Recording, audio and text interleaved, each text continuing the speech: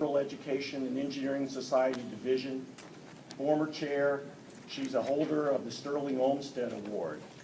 She has an interesting background. She has a Bachelor of Science from Chemical Engineering from Princeton and did a PhD in engineering and public policy from Carnegie Mellon. So those are the bio kinds of things about Donna. A little bit about her personally. You know, here at this particular conference, they have a slogan. Frankly, we give and they're very coy about how they say that word, the next word that follows. Donna is not so coy, and we have long since, for years, crossed that particular threshold.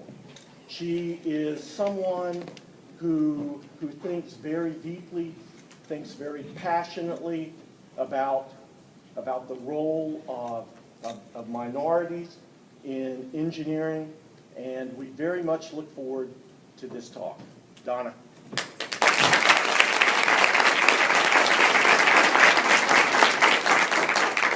Thanks, Michael, for that introduction. It is truly an honor and a privilege to be able to speak to you today. Thanks to the Liberal Education, Engineering and Society Division, and also the Technological Literacy Division, and the Minorities in Engineering Division for putting my name forward. I need to first say that I'm speaking today as Donna Riley Smith College Professor. I am not speaking in my role as NSF Program Director. Nothing I say here should be taken to represent the views of the NSF, nor am I speaking as Deputy Editor of the JEE, nor do I speak for any of the other journals with which I am associated. Important disclaimer when you're talking about Rigor. So, I've been thinking for a long time about Rigor, or perhaps it's more appropriate to say that I've been reacting to Rigor for a long time. And this invitation finally gave me a chance to think more deeply about it. And I mean to speak today about the specific concept, rigor, which is distinct from quality, from excellence, from intellectual standards, from merit, from legitimacy, validity, trustworthiness, and the problematic processes by which we discern these aspects in one another's work. I want to explore the meaning of rigor across disciplines and in our own discipline of engineering education research. I want to explore the exclusionary implications of rigor for marginalized groups and for marginalized ways of knowing, particularly how rigor is used to maintain disciplinary boundaries and to discredit work that is inter- and multidisciplinary. With engineering education being already a multidiscipline subject to this dynamic, I want us to find ways that we might build an inclusive community that refuses to reproduce this dynamic amongst ourselves and instead support one another in producing the best scholarship we can and in practicing engineering education for all. So what is rigor?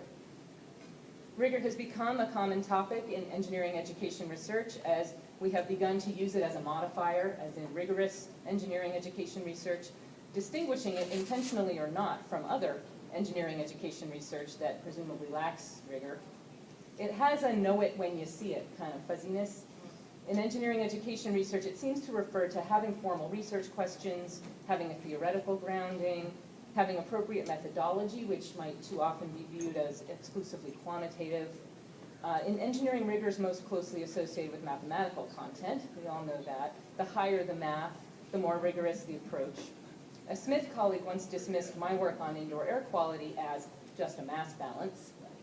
And I learned when I asked him what he meant that he felt that his work in atmospheric air quality involved more complex math than my work.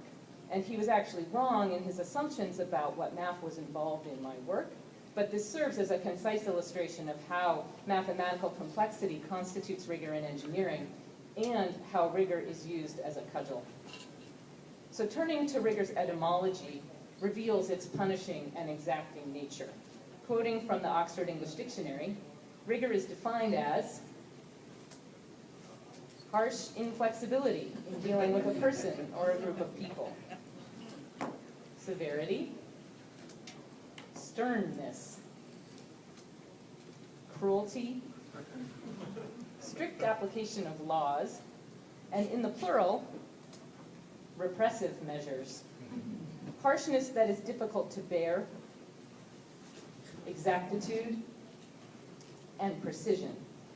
And then if you go to the Latin and examine its etymon, which is also rigor, then you see it defined as unbending quality, stiffness, rigidity, numbness, unyielding hardness, frozen condition, the quality of being stiffly erect, tautness, inflexibility again, sternness again, severity again, and uncouthness. So if rigor is defined in these ways, what are its opposites? I want you to yell these out. What are the opposites of rigor if this is what rigor is? Flexibility. Classy. Squishy. Kind. Alive. Liberating. Thoughtful, maybe. Thoughtful. Flaccid. So you would have laxness, lenience, sloppiness, inaccuracy, carelessness, incoherence, slovenliness, easiness, limpness. I did have flaccidity. Lack of direction, aimlessness, lack of discipline, politeness, poor or weak. Oh, those are synonyms for rigor, right? But these are, or lack of rigor, right? These are some loaded words when we think about their meaning related to socioeconomic status or disability. And more interesting for engineers, other opposites might include creativity, flexibility, imagination, innovation, play. These are key characteristics of design. So rigor is in many ways the enemy of design. Can you envision new possibilities rigorously? Can you think outside the box if the box is rigor itself? Feminist scholar Melody Shank notes that rigor is unfitting to social activities, activities of nurturing and caring, mentoring, or listening. And what about emotions, she asks? Can we laugh rigorously? In academic contexts, rigor also connotes adherence to the protocols of a particular discipline, especially in methods and epistemology. Work is critiqued for lacking rigor if questions are not framed in particular ways, if certain tools are not employed, certain processes not followed, and certain modes of interpretation not applied. Rigor restricts us to certain ways of knowing specific to a particular discipline. And what is rigorous in philosophy would not be at all rigorous in engineering, which would be unrecognizable in comparative literature, and so on. So the one cardinal rule, give me a second, I think it's going to work. I have a feeling.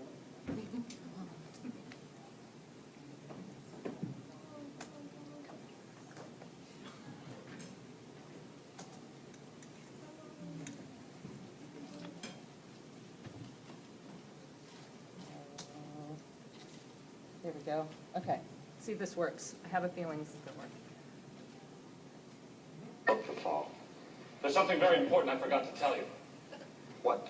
Don't cross the streams. Why? It would be bad. I'm fuzzy on the whole good-bad thing. What do you mean bad? Try to imagine all life as you know it stopping instantaneously and every molecule in your body exploding at the speed of light. Total protonic reversal. Right, that's bad. Okay. All right, important safety tip. Thanks, Egon. All right, right. Take the left. Egon, take the right. So the one cardinal rule is don't cross the streams. Now, for those of you who remember the plot of this film, Ghostbusters, you may recall that the only way they can save New York from the terrors of the Stay Puft Marshmallow Man is by crossing the streams, because some solutions just can't be found by staying in silos. And so this is why we cross engineering with education, and why we seek to liberally educate engineers. And one of the things that we might learn from rigorous explorations in the social sciences and humanities disciplines is not only that rigor is discipline-specific, but also that rigor is neither static nor objective, but rather is socially constituted and reflective of mainstream presumptions and social hierarchies in a specific time and place. The history of science is strewn with formerly rigorous science that we now consider ridiculous. For fall. Oh no, don't play again. Oh no. Here we go. So, for example, the now absurd idea of the phlogiston was immediately superseded by the caloric theory of heat, which, although now itself discredited, was the basis of Sadi Carnot's work on the second law of thermodynamics. Similarly, in the health sciences, our best ideas about disease came from a miasma theory, which is represented here in this depiction of a cholera epidemic caused by bad air in London. And also, the concept of the four humors, which prevailed in Western medicine for 2,000 years. And finally, we have physiognomy and the related science of phrenology, linking facial or skull measurements to brain activity or personality characteristics.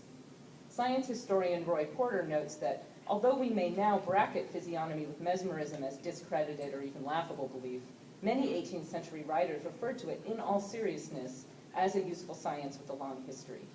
And although many modern historians belittle physiognomy as a pseudoscience, at the end of the 18th century, it was not merely a popular fad, but also the subject of intense academic debate about the promises it held for future progress.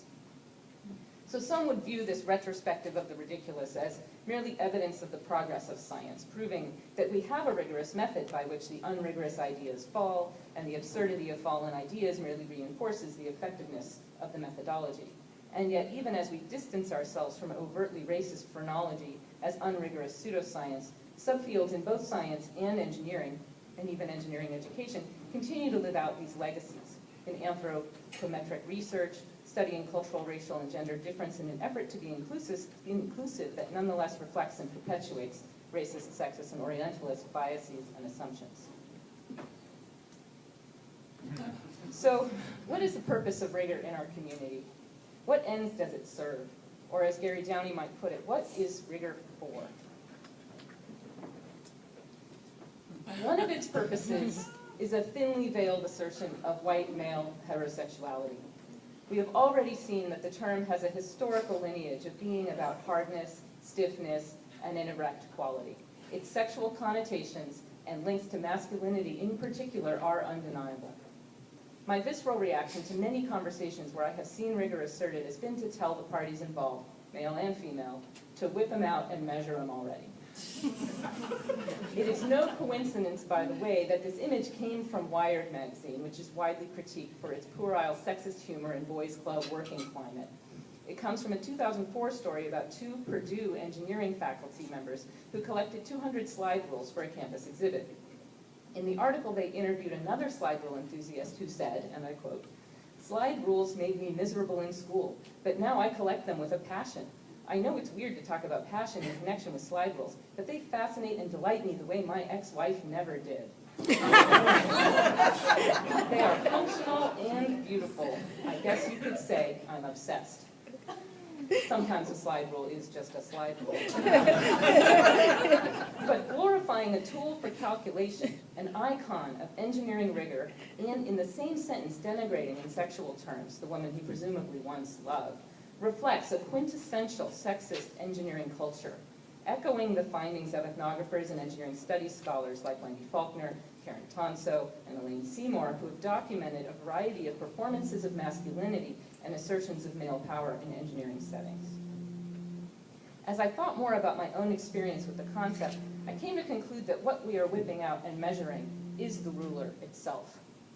Those who apply harder, stiffer standards assert more rigor and gain power in doing so. My home institution, Smith College, because it is both a women's college and a liberal arts college, has been the object of much rigor-based suspicion. The rulers come out, always revealing more about the measurer. I have been asked sneeringly if Smith is a community college. What if it were? I think your class bias is hanging out there a little. They ask, is it still a girls' school? It never was a girls' school, but actually a college attended by adults who would be women and more than a few transgender people. And most frequently, I'm asked, are you accredited? And they're usually surprised when I reply in the affirmative. They follow up with questions about what courses our students take, how many hours of this or that math, and so on.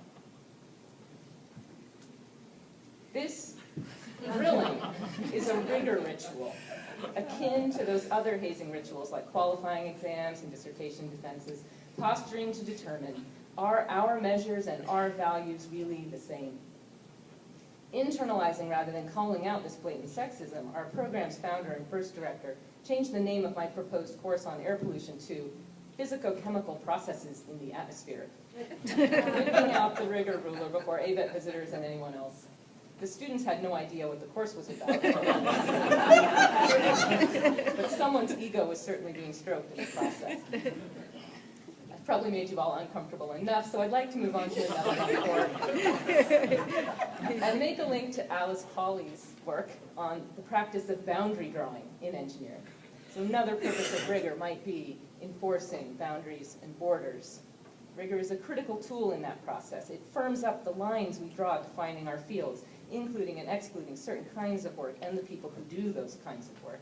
Rigor is a tool that serves boundary drawing ends in discipline-specific ways.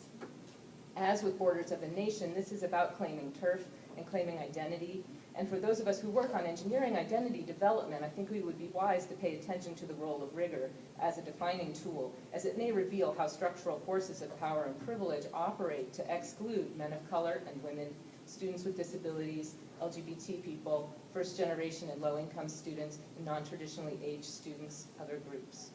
And herein lies the biggest obstacle to realizing liberal education of engineers: the cultural differences across borders and the taboo against blending, remixing, or mashups across disciplines. In fields like writing and communication, ethics and social analysis, what ought to count is not objectivity, but clarity of expression, not generalizability, but specificity of description. In ethics, what ought to count is not following a particular approach, but being able to view a problem from multiple perspectives. Flexibility rather than rigidity of thought. In social analysis, you're missing something if you fail to account for power and how it operates. And you want to make normativities visible and pay attention to context rather than extract to the abstract. While I'm well aware that some traditionalists in the social sciences and humanities would contest my characterizations here, the simple fact is that these disciplines have made more room for multiplicities and contestation in their thinking about rigor. In our fear that we might cross the streams, engineers and engineering education researchers first find it difficult to incorporate liberal education in the rigorous technical core. It remains at the margins, in the borderlands of the first year, capstone design, or a stray upper-level elective. We often find ourselves applying engineering rigor standards to other disciplines as they enter engineering classrooms and curricula. This takes place in a wider economic context that privileges engineering and science disciplines and knowledge over the social sciences and humanities, by and large, economics being an obvious exception to this. Engineering rigor works within this context to distort these ways of knowing, as they must assimilate to engineering culture and engineering norms. For example, in engineering ethics, it's common for a broad and overlapping landscape of different approaches to be reduced to neat categorizations of a few classic approaches: utilitarian and deontological, formulaically applied using, for example, engineering problem-solving steps presented in a flowchart. There is a single right answer to the FE multiple choice questions on ethics, when greater success in student learning of ethics might actually be the ability to argue strongly for any of the possible choices before making a judgment that, with no perfect answer, would necessarily carry what Margaret Urban Walker calls moral remainders. In communication, writing, and literature, debates about the canon abound, and multiple forms of expression have come to be welcomed and even celebrated. But engineering is an anchor that continually pulls toward rules-based, formulaic presentation. In social analysis and contemporary issues, it is an act of resistance to teach co-construction of technology and society. Even where sufficient latitude is given to teach a discipline in consort with its own epistemic framings, it's often swept away in a deluge of technical courses where none of it matters to real engineers. Lifelong learning is reduced to continuing education rather than a process of building intellectual power through critical thinking and reflective judgment. So even as ABET outcomes require attention to social context, ethics, lifelong learning, and communication, the drive for certain kinds of evidence, regardless of process, supports continued student focus on credentialing to the exclusion of intellectual curiosity, and one need not hold true to ways of knowing that form the core of social science and humanities disciplines. It is, in a word, outcome-centered rather than learner-centered. Diversity is not itself an outcome, reinforcing its invisibility, tacitly teaching students to devalue efforts to resist exclusionary or unjust practices in the profession. Future engineers either never become aware of, or they learn to ignore their own privilege, or ignore marginalized identities that they themselves may possess. All of this lies beneath a surface rhetoric of egalitarianism and meritocracy in engineering. Ultimately, it does not matter how we treat each other in the classroom, but everyone is expected to meet the outcomes in the end, regardless of how they are treated and what is required personally and professionally to overcome that treatment. So the third way that rigor acts is as a disciplinarian. I know too well that rigor is used for discipline and enforcing boundaries. Sociologist and early engineering studies scholar Sally Hacker, for example, has documented the bodily rigors of her engineering education as follows. Everything we learned to value, the lifestyle we came to desire, the prestige, income, and status over others, all were perceived possible only by passing the tests. This daily experience required control of sensuality, the emotions, passion, one's very physical rhythms. As Foucault would say, it is indeed inscribed on the body. Rigor suggests a sense of being physically and or mentally taxing and demanding. How do the physical demands of all-night problem sets and other aspects of rigorous engineering impact students with family responsibilities, students with conditions that make it difficult to stay up all night, students who need to work a second job on top of work study to get through school? Our assumption of a level playing field of meritocracy is deeply flawed and results in systematic exclusion of talent based on race, class, disability, and other characteristics. Hacker notes there is a masculine eroticism in the clean, hard, fast values of engineering. Here, the standards of rigor include objectivity, math intensiveness, empiricism, and reductionism. And it's on the basis of these values that the field has formed a hierarchy of the engineering disciplines. Electrical and chemical engineers consider themselves the most rigorous, with each saying they are more rigorous than the other. Then mechanical, I think, might accept a third place position. might. And then civil, environmental, right? And then on the margin, or in the borderland, is industrial engineering, pejoratively nicknamed imaginary engineering. Cindy Four and Susan Walden's ethnography of individuals in an IE department shows how this border location, constructed in part by its relationship to the rigor hierarchy, is a site of welcome for both women and men, even as women do different kinds of boundary work from men in claiming engineering identities within that discipline. Perhaps worse than being an imaginary engineer is being only half an engineer and half a social scientist. As an inhabitor of a different kind of borderland, rigor came up during my hire at Smith College. The first director, Domenico Grasso, inquired of my civil engineering dissertation advisor. I had two advisors. He called the civil engineering one whom he knew. And he asked whether my work, a cross-disciplinary blend of indoor air quality modeling, human factors research, and risk perception studies, would be technically rigorous enough for engineering at Smith. My advisor reassured me that it wasn't so much about the quality of my work, but about my intentions for the technical content of my work going forward. No one doubted I could do the work, but they doubted whether I wanted to. My loyalty was in question because, my other dissertation advisor was a social psychologist. Some intellectual questions were considered worth asking and others not. I was being literally disciplined. I brought in a grant in my technical research area, but 3 years into my time at Smith, I was told that this work on mercury as an indoor air pollutant in Latino and Caribbean communities in New York and New Jersey was not suitable for tenure in engineering at Smith, after all, because there was, quote, too much anthropology involved. Where the senior faculty only saw rigor in their assessment of my work, I saw racism and xenophobia. This kind of environmental research, cross-cultural research, the kind that might benefit people of color, immigrants, working class and poor people, Spanish and Creole speakers, was not welcome. It was outside the bounds. My reappointment then became contingent on an external review, which was an extraordinary measure to which my peers up for reappointment the same year were not subjected. Discipline had turned to punishment.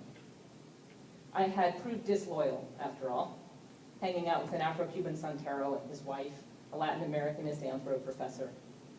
I will never know if it was social science epistemologies that rankled them, or ways of knowing in syncretic religions of the African diaspora, but it didn't matter. I crossed the streams, and so I turned in my obstinacy to engineering education research.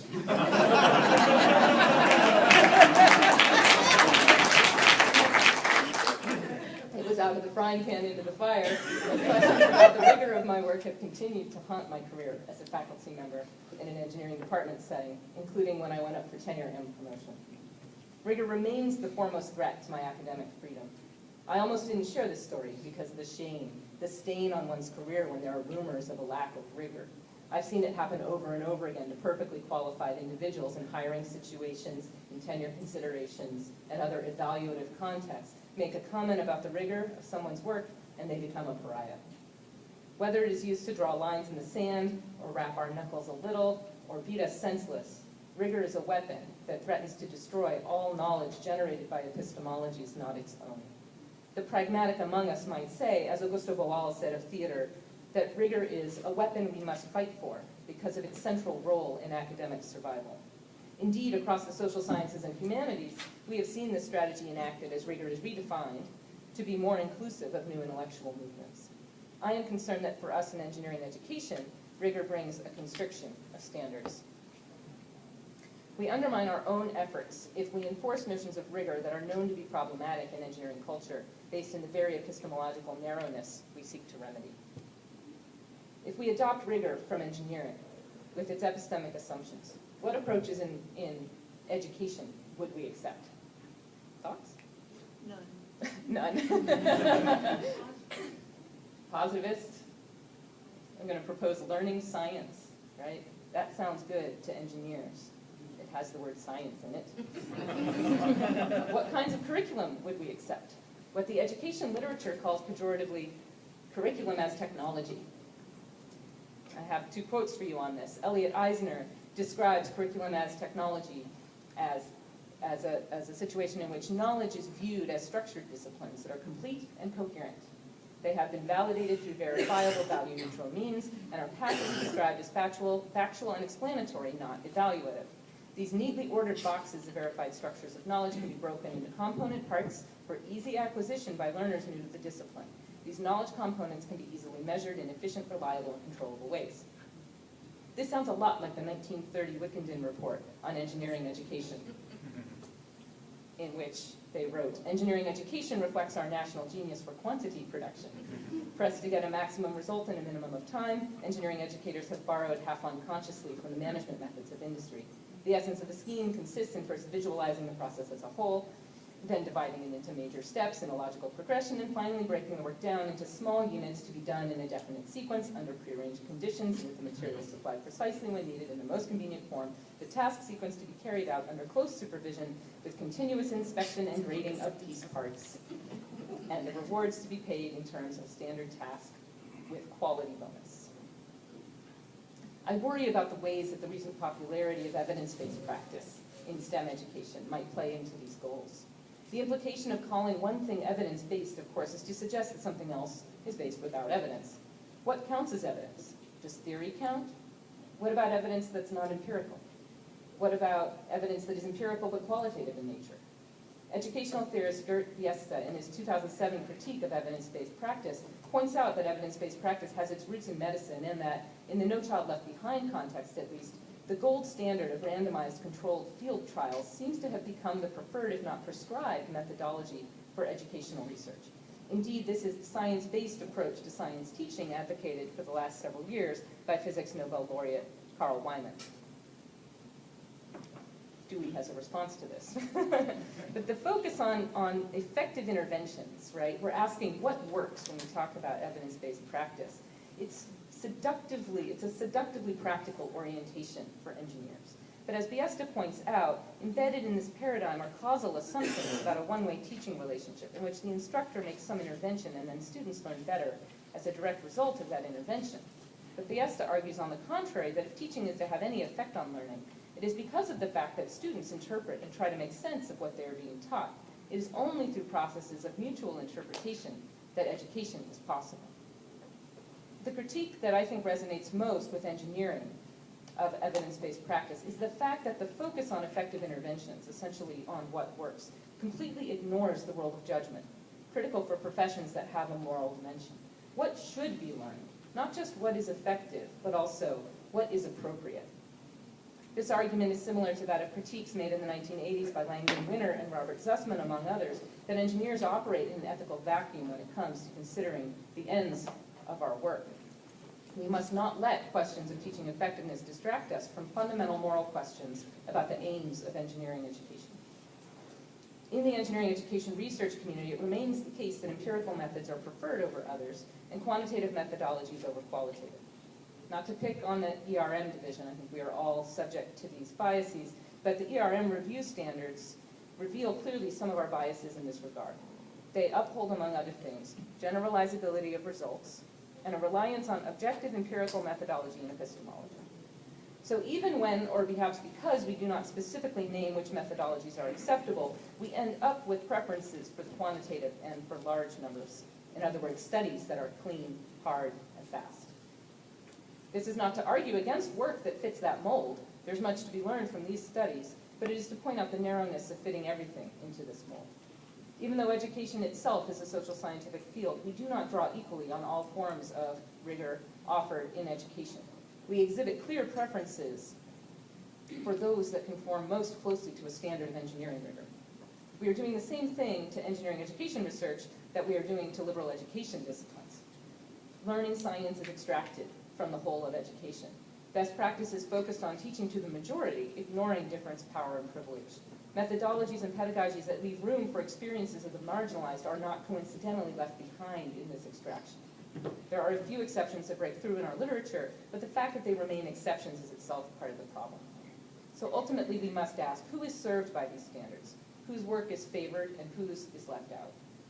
The term rigor and its uses are far too narrowing for what we need to do in engineering education. So why do we use the term at all? One reason we use the term is precisely because our field is under attack for being less rigorous. It's easy, something anyone can do. I think many of us in this room have experienced this attitude from colleagues in technical research fields.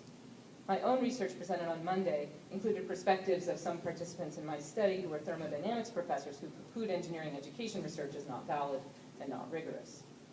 It was a deliberate strategy in our community, set a decade or more ago, for change, to generate hard data that would convince engineering deans and high-level university administrators, even our peers who teach engineering, that we need to change the way that we teach engineering and the way that students learn engineering. We thought they would listen to the data, but we are finding with Dewey that it is not quite that simple. We have, meanwhile, betrayed our colleagues and intellectual forebears who have worked in this field for decades, portraying ourselves as the new rigor, implicitly or explicitly discrediting what has gone before. So before I turn to some alternatives to rigor, let me take a little moment to draw out the implications of rigor in engineering education and engineering education research. I want to ask, who are we making engineering hard for? How are our conceptualizations of rigor in engineering gendered, raced, and classed?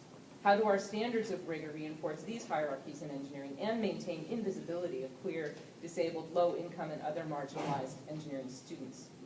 It is not a simple relationship or straightforward argument to demonstrate how discourse in engineering education, and engineering education research are each gendered, raced, and classed, let alone to show how this relates to the demographics of exclusion in these fields.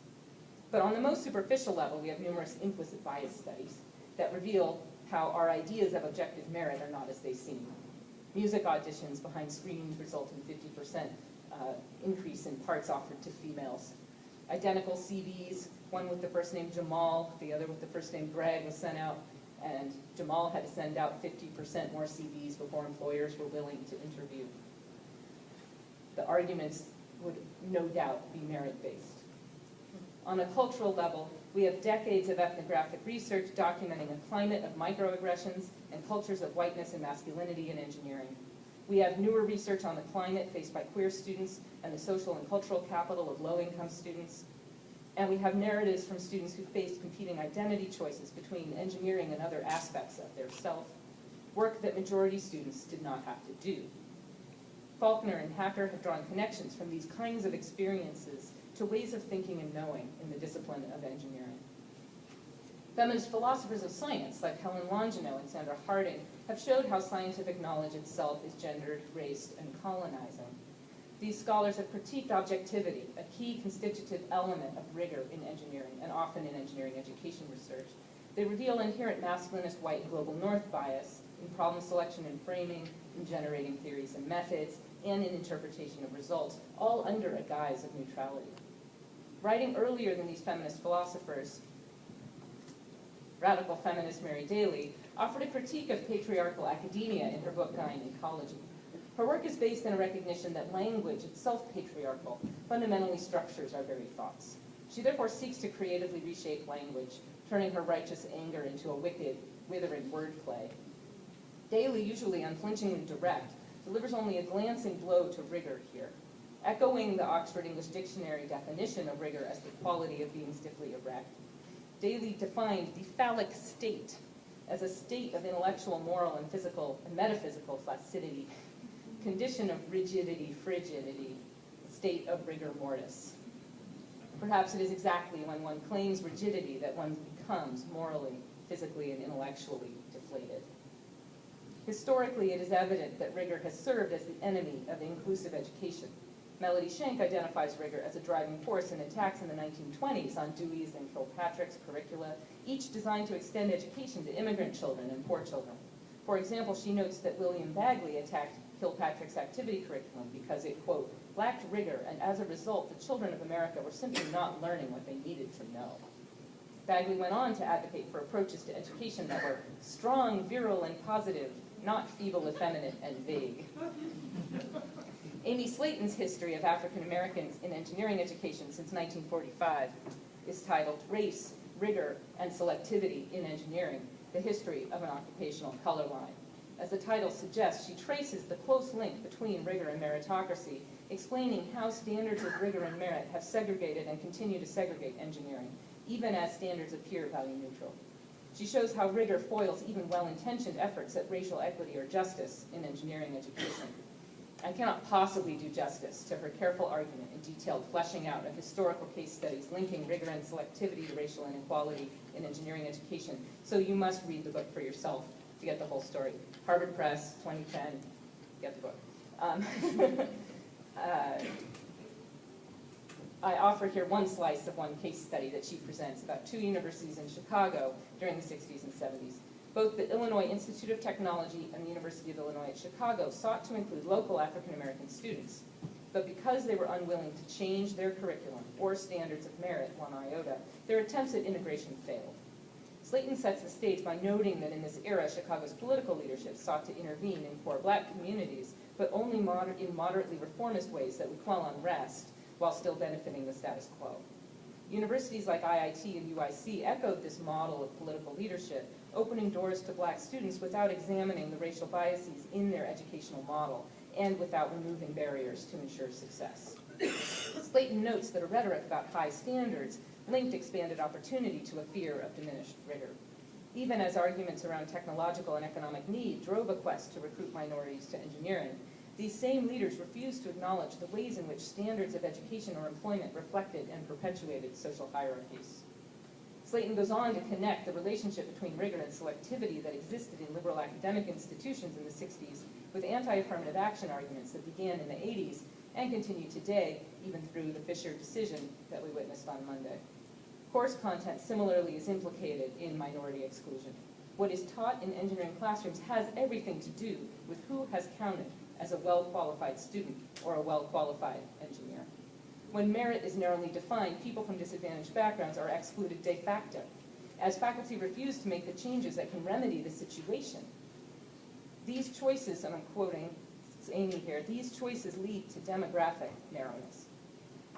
Carnegie Mellon's bold admissions experiment over the 1990s, which is documented in the book Unlocking the Clubhouse, demonstrates clearly how changing the admissions criteria for programming experience in computer science and changing the early curriculum to no longer assume computer science programming experience drastically increased the percentage of women enrolled from 7% in 1995 to 42% in 2002. And it changed the demographics of who went on to be successful in computer science. Thus, while we have launched and sustained many successful programs in mentoring and support for students of color and white females over decades, these change efforts will be self-limiting as long as our standards of rigor work to reinforce gender, race, and class hierarchies in engineering and further maintain the invisibility of queer and disabled engineering students. Speaking of which, if you're interested in learning more about queer and disabled students, There's a session beginning at 12:30 on this topic, and Amy Slayton is actually one of the speakers. Her flight couldn't make it from Chicago this morning, so she's going to Skype in, but she will be participating. So let's talk about alternative conceptualizations of rigor. It was not necessarily easy to critique a concept like rigor, but it's much harder still to propose an alternative that isn't similarly inflected with unjust processes of exclusion and can't ultimately be used as a wall or a cudgel. Yet there's still a need for evaluating the trustworthiness, reliability, or legitimacy of work. Or are these just new processes for establishing new hierarchies and practicing exclusion? Returning to the boundary metaphor, I'm reminded of an epigram from the once popular but now obscure 19th century American poet Edwin Markham. They drew a circle that shut me out, heretic, rebel, a thing to flout. But love and I had the wit to win. We drew a circle that took them in. Can we do that with our engineering colleagues? Whether one conceives of this poem on an interpersonal or schoolyard basis or understands it in terms of larger social movements, the way forward is one of inclusion, which overcomes the impulse to exclude by creating a welcoming community. Love must be about the least rigorous concept one can imagine. Does it, can it, have a place here? And I have to thank George Catalano and more recently Alan Cheville that I'm not the first to utter the word love at an ASCE conference. Fiesta notes in the tradition of social justice that one of the key problems with evidence-based practice is its anti-democratic nature. When rigor standards are developed and applied, a key question is, who decides?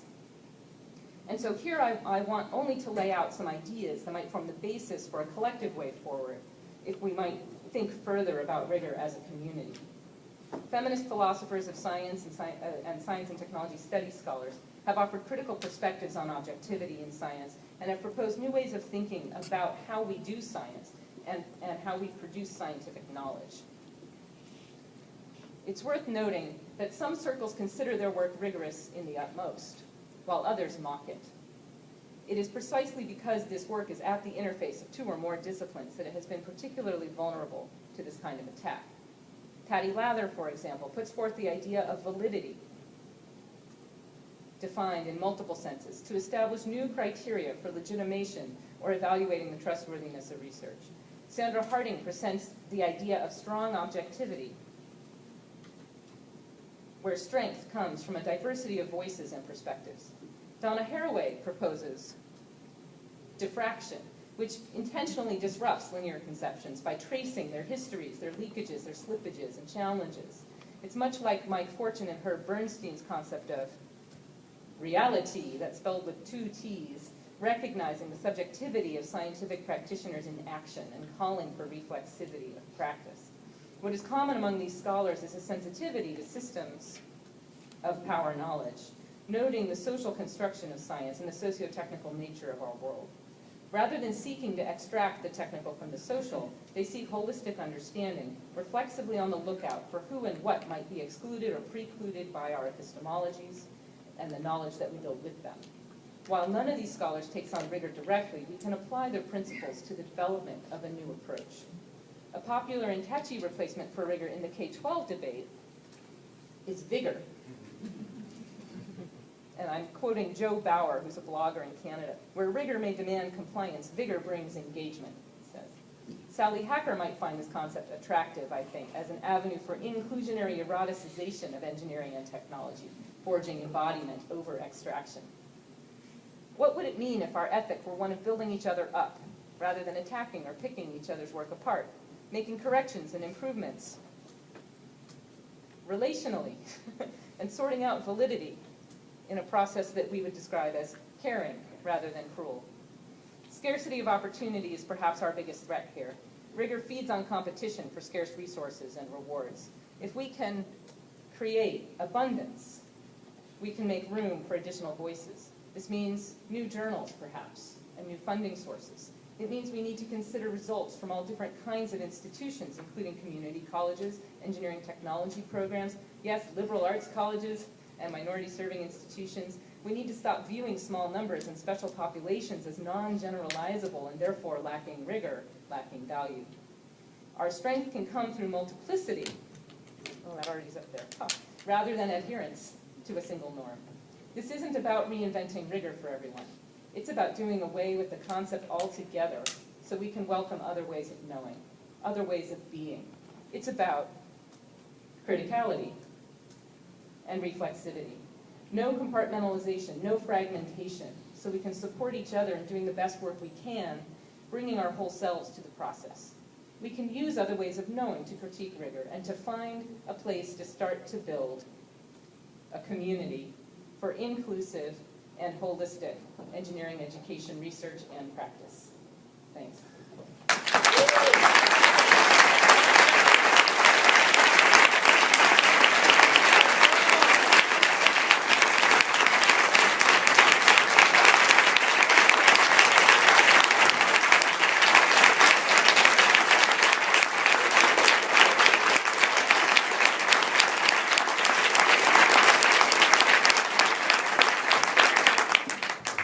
Donna, would you like to field your own question? Sure. Questions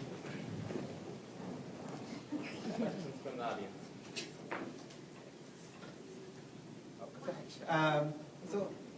One of the problems I found when I got hired as a faculty member is, so I go to college. Oh. I could try to. I'll try to summarize too. But Okay. go ahead. Yeah. So I have my training as an engineer. I go 6 to 10 years of getting my PhD, and then I get hired with no training as a teacher. I only have my training as an engineer, so everything I try to do, I'm like, what am I good at? Let me apply that to any problems that are presented to me.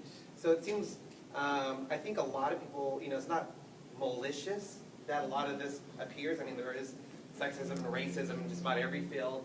But for a lot of it, it's just ignorance on how to do it better and how to incorporate this.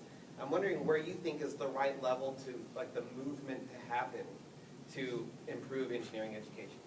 I mean, I think that the way, it's about how we do that, right? I think it's about having a supportive community so that we have a safe place where we can tell people, these are your strengths, this is what you need to work on. And I think we've done a pretty good job of creating those environments in our community. There's been lots of workshops, there's been, I think about the work of the Center for Advancement of Engineering Education, where they did a lot of faculty development work.